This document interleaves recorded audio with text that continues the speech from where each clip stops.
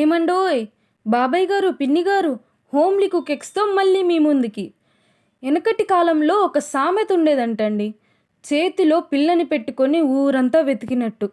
అలానే చేతిలో ఇంగ్రీడియంట్స్ పెట్టుకొని సింపుల్ అండ్ ఈజీగా ఇంట్లోనే చేసుకునేదానికి ఢిల్లీ దాకా పోతున్నారంట. నేను దేని గురించి మాట్లాడుతున్నానో మీకు అర్థమవుతుందా? గ్లాస్ పిజ్జా అంటండి. ఈ గ్లాస్లో పిజ్జా ఢిల్లీలో చాలా ఫేమస్ అంట. దీనికోసం ఆ ఢిల్లీ దాకా ఎవరు వెళ్తారండి? అందుకే ఈ వీడియోలోనే చెప్పేస్తాను, చూసి చేసుకోండి.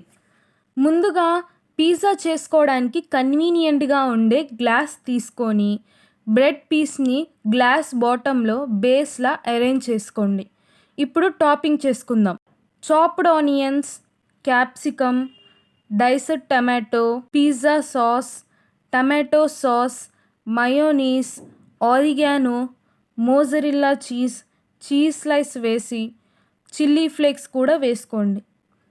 మళ్ళీ పైన బ్రెడ్ పీస్ని పెట్టుకొని యాజ్ ఇట్ ఈజ్గా ముందు మనం వేసుకున్న ఇంగ్రీడియంట్స్ అన్నీ స్టెప్ బై స్టెప్ మీరు తీసుకున్న గ్లాస్ ఫుల్ అయ్యేలా వేసుకోండి.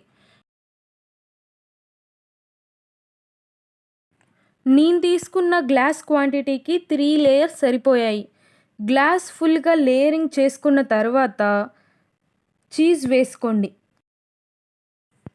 చీజ్ కొంచెం ఎక్కువగానే పడుతుంది.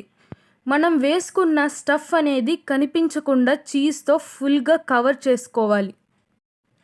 ఇప్పుడు టమాటో, క్యాప్సికమ్, ఆనియన్, మీకు ఏ వెజిటేబుల్స్ అవైలబుల్గా ఉంటాయో అవన్నీ మీకు నచ్చినట్టుగా అరేంజ్ చేసుకొని ఓవెన్ ఉన్నవాళ్ళు 3 మినిట్స్ బేక్ చేసుకుంటే చాలు.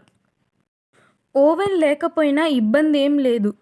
కేక్ బేక్ చేసుకున్నట్టు స్టవ్ ఆన్ చేసి బేకింగ్ ట్రైలో సాల్ట్ వేసి 3 మినిట్స్ హీట్ చేసుకున్న తర్వాత ఓపెన్ చేసి ఈ గ్లాస్ అందులో పెట్టుకొని 4 to 5 మినిట్స్ ఉంచి స్టవ్ ఆఫ్ చేసి గ్లాస్ పిజ్జాని ఎంజాయ్ చేసేయండి.